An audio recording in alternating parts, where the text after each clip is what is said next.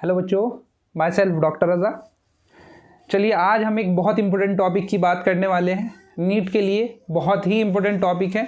हर साल 3-4 क्वेश्चन इस टॉपिक से पूछे जाते हैं, इस चैप्टर से पूछे जाते हैं, जिस चैप्टर का नाम है प्लांट किंगडम। यहाँ आज हम बात करने वाले हैं एल्गी के बारे में। प्लांट किंगडम के अंदर हम लोग algae, bryophyte, pteridophyte, gymnosperm and angiosperm की बात करेंगे। आज का हमारा टॉपिक होगा एल्गी को लेकर। ठीक है, तो बिना किसी देरी के स्टार्ट करते हैं आज का अपना टॉपिक एल्गी। एल्गी एक इंपॉर्टेंट टॉपिक है और यहाँ से पूरे चांस है कि क्वेश्चन आप लोगों का नीट के अंदर पूछा जाएगा और ये छोटी सी वीडियो होगी। ठीक है, चलिए बिना किसी देरी के स्टार्ट करते हैं।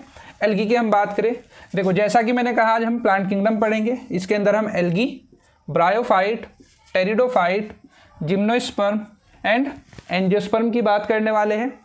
आज हम किसकी बात करेंगे? एल्गी की बात करने वाले हैं। एल्गी की पहले हम बेसिक चीज़ें पढ़ते हैं, बेसिक प्रॉपर्टीज़ पढ़ते हैं।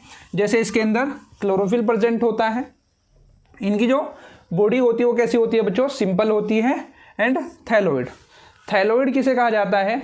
जब हम रूट, स्टेम एंड लीव्स को डिफ्रेंशिएट नहीं कर सकते उसे हम थैलोइड प्लांट बॉडी कहते हैं।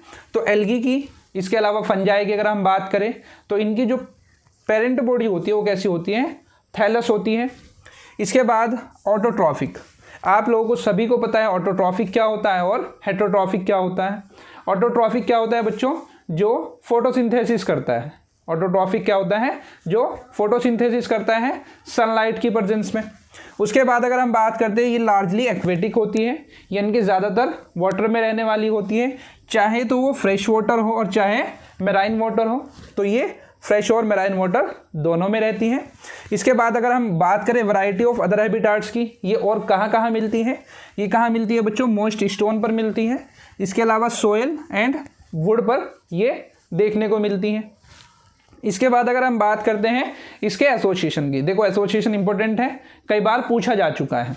एसोसिएशन की अगर हम बात करते हैं, यहाँ हम लाइकेन और स्लोथ बियर की बात करेंगे।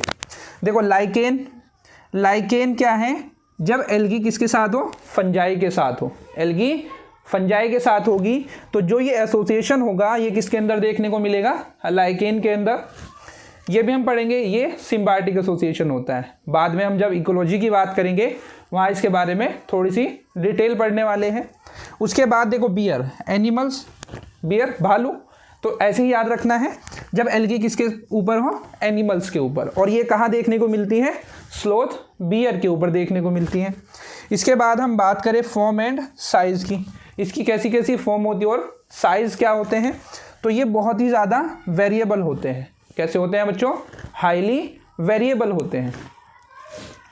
इसके बाद हम बात अगर रेंज की करें, मोस्ट इंपॉर्टेंट है भाई, पहले भी क्वेश्चन पूछा जा चुका है रेंज से।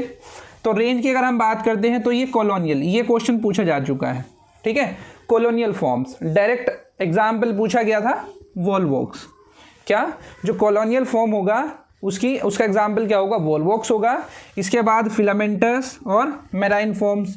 तो फिलामेंटस जो फॉर्म होती है उसके एग्जाम्पल आप लोगों को याद रखने हैं, यूलोथ्रिक्स एंड स्पाइरोगायरा। यूएस के नाम से याद कर लेना है, यूएस। ठीक है, उसके बाद अगर हम मेराइन फॉर्म्स की बात करते हैं तो यहाँ कैल्प्स एग्जाम्पल देखने को मिलेगा, जो कि क्या करेगा? Form massive plant body. ये मैसिव प्लांट बॉडी बनाने का काम करता है। इसके बाद रिप्रोडक्शन, बहुत ही इंपॉर्टेंट टॉपिक है एल्गी को लेकर। एल्गी के अंदर हम जो रिप्रोडक्शन पढ़ते हैं वो 3 तरीके का पढ़ेंगे बच्चों। कितने तरीके का? 3 तरीके का पढ़ेंगे। यहाँ देखो हम vegetative, asexual and sexual reproduction की बात करेंगे। जो वेजिटेटिव होगा वो किसके द्वारा होगा बच्चों? फ्रेगमेंटेशन के द्वारा। यहाँ हर एक फ्रेगमेंट थैलस में बदल जाता है। तो उसके बाद अगर हम एसेक्सुअल की बात करें, एसेक्सुअल रिप्रोडक्शन जो है बच्चों वो डिफरेंट टाइप के स्पोर्स के द्वारा होता है। और जो सबसे कॉमन स्पोर्स देखने को मिलेगा वो जू स्पोर्स मिलता है। कैसा होता है? जू स्पोर्स। इसके लिए 2 चीज़ें याद रखनी है। जू स्पोर्स मोटाइल होते हैं, फ्लैजिलेटेड होते हैं, यानी कि जिसके अंदर फ्लैजिला प्रेजेंट होगा वो मोटाइल होगा। तो इसमें अगर आप लोगों को ये पता है कि जूस्पोर फ्लैजिलेटेड है तो आप बता सकते हो कि मोटाइल है या नॉन मोटाइल है। उसके बाद हम बात करते हैं बच्चों सेक्सुअल रिप्रोडक्शन की। सेक्सुअल रिप्रोडक्शन जो है आप लोगों को 3 तरीके से देखने को मिलता है, ये ही इंपॉर्टेंट है इसके अंदर। रिप्रोडक्शन के अंदर यहाँ से क्वेश्चन पूछे जाते हैं, तो ये इंपॉर्टेंट टॉपिक है आप लोगों के लिए, अच्छे से याद कर लेना है। यहाँ हम आइसोगैमस, एनाइसोगैमस एंड ओगैमस की बात करेंगे। ठीक है बच्चों, बोर नहीं होना है, ठीक है, इंजॉय के साथ पढ़ना है, मस्ती के साथ पढ़ना है। जो चीज़ आप लोगों को समझना है वो मुझे आप कमेंट कर सकते हैं। इसका आप लोग स्क्रीनशॉट ले ले और इसके नोट्स तैयार कर ले। चलिए बच्चों आगे का स्टार्ट करते हैं। ठीक है, हंसना मना है, हंसना नहीं है वीडियो के बीच में। चलिए सेक्सुअल रिप्रोडक्शन की हम बात करते हैं। ठीक है, यहाँ हम बात करने वाले हैं आइसोगैमस एंड ओगैमस। देखो आइसो का मतलब क्या होता है, iso similar, iso gamos gamete, यहाँ हम गैमीट सिमिलर की हम बात करेंगे। देखो यहाँ क्या होता है, सिमिलर साइज, इसके अंदर भी और यहाँ भी सिमिलर साइज, यानी कि आइसोगैमस हम 2 तरीके से पढ़ेंगे, फ्लैजिलेटेड, नॉन फ्लैजिलेटेड। मैंने आप लोगों को अभी बताया जहाँ पर फ्लैजिला होगा वो मोटाइल होगा, इसका एग्जाम्पल याद रखना है आप लोगों को, यूलोथ्रिक्स। ठीक है, नॉन फ्लैजिलेटेड यानी कि ये कैसा होगा, नॉन मोटाइल होगा, एग्जाम्पल स्पाइरोगायरा। यहाँ भी मैंने आप लोगों को कुछ देर पहले बताया, यूएस याद कर लेना है, यूलोथ्रिक्स एंड स्पाइरोगायरा। अभी हम लोगों ने फिलामेंटस की बात की, उसके एग्जाम्पल हमने क्या पढ़े, यूलोथ्रिक्स एंड स्पाइरोगायरा। तो चीज़ों को रिलेट करते हुए चलना है आप लोगों को, रटना नहीं है, आप लोगों को समझना है। ठीक है, क्या करना है, समझना है। जो भी आपके डाउट हो आप मुझे कमेंट करें। उसके बाद हम बात करते हैं एनाइसोगैमस। एनाइसोगैमस यानी कि गैमेट सिमिलर नहीं होंगे, यानी कि इसमें क्या होगा, डिसिमिलर साइज के होंगे। एग्जाम्पल स्पीसीज ऑफ यूडोरिना या यूडोराइना की हम बात करें। उसके बाद हम ओगैमस की हम बात करते हैं बच्चों। यहाँ देखो 2 चीज़ें याद रखनी है, एक फीमेल गैमीट, मेल गैमीट, सभी के अंदर ऐसा ही होगा। तो फीमेल गैमीट कैसा होता है बच्चों, लार्ज होता है, नॉन मोटाइल, और नॉन मोटाइल का मतलब यानी कि स्टेटिक कह सकते हैं हम लोग। मेल गैमीट फीमेल गैमीट के मुकाबले क्या होता है, छोटा होता है, स्मॉल होता है और मोटाइल होता है। एग्जाम्पल याद रखना है आप लोगों को, वॉल्वॉक्स एंड फ्यूकस।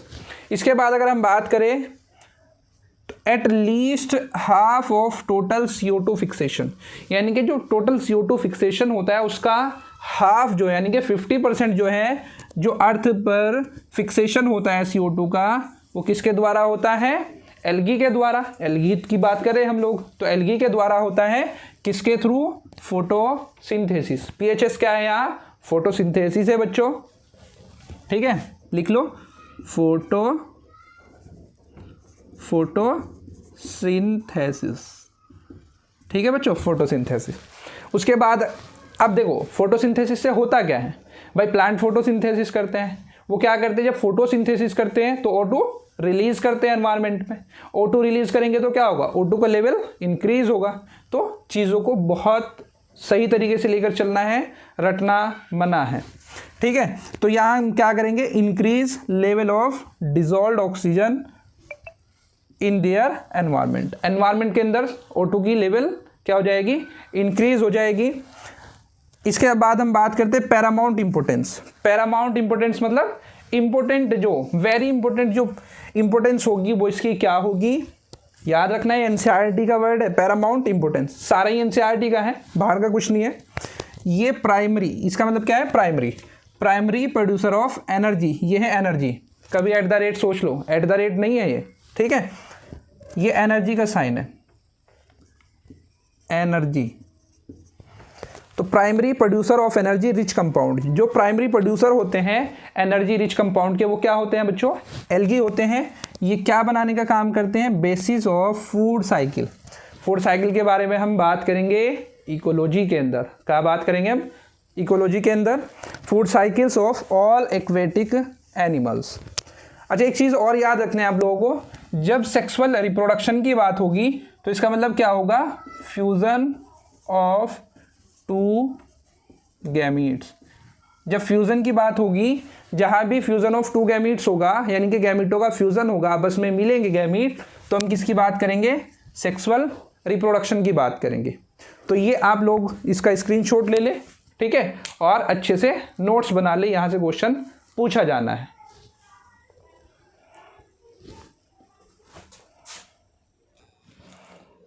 चलिए बच्चों आगे हम देखते हैं, इसमें स्क्रीनशॉट ले ले पहले तो आप लोग। हम बात करते हैं यहाँ मैनी स्पीसीज ऑफ पोरफायरा। देखो ये याद रखना है आप लोगों को, एग्जाम्पल याद रखना है यहाँ, लेमिनेरिया सार्गेसम, बोलो मेरे साथ, पोरफायरा, लेमिनेरिया, सार्गेसम। इनकी बहुत सारी स्पीसीज जो है, यानी कि 70 species of marine algae used as food, यानी कि खाने के रूप में यूज़ की जाती है।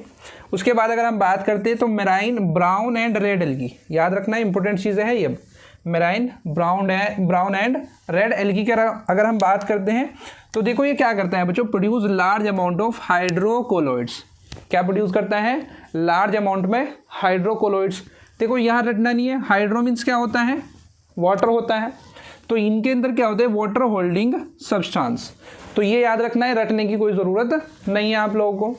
इसके बाद अगर हम बात करें, देखो यहाँ से क्वेश्चन आ चुका है, ये एल्गिन एंड कैराजीन, तो ये याद रखना है। एल्गिन जो है वो ब्राउन एल्गी होती है और कैराजीन जो है रेड एल्गी होती है। अब कंफ्यूज यहाँ भी नहीं होना है, देखो याद क्या करना है, ABCD सभी को आती है, अरे आती है नहीं आती है, तो एल्गिन का A और ब्राउन का B, तो AB याद कर लेना है आप लोगों को। जो एल्गिन है वो कौन सी एल्गी है? ब्राउन एल्गी है। कौन सी है? ब्राउन एल्गी है। और देखो यहाँ R है कहीं पर? नहीं है एल्गिन के अंदर। कैराजीन यहाँ पर R है ना, और रेड एल्गी के अंदर भी R है, तो यहाँ भी आप लोगों को नहीं रटना है, सिर्फ इतना थोड़ा सा याद रखना है कि जो कैराजीन है वो रेड एल्गी होती है, और इन्हीं दोनों का ही यूज़ किया जाता है, कमर्शियली यूज़ किया जाता है। उसके बाद अगर हम बात करें अगार की, अगार याद रखना है। अगार एक कमर्शियल प्रोडक्ट होता है, अगार एक कमर्शियल प्रोडक्ट होता है, कहाँ से निकाला जाता है? ये इंपॉर्टेंट है, जलेडियम एंड ग्रेसिलेरिया। ग्रेसिलेरिया और जलेडियम से अगार निकाला जाता है। जब आप MBBS में पहुंच जाओगे, माइक्रोबायोलॉजी के अंदर ये सारी चीज़ें पढ़ोगे आप लोग, ठीक है, तो याद रख लेना है अच्छे से। और इनका यूज़ कहाँ किया जाता है? माइक्रोब्स को ग्रो कराने के लिए यूज़ किया जाता है। उसके अलावा किस चीज़ की प्रिपरेशन में किया जाता है? Ice cream and jellies. पानी आ गया होगा मुंह के अंदर आइसक्रीम का नाम सुनते ही। सर्दी है, अभी नहीं खानी है, ठीक है, गर्मियों में खा लेना।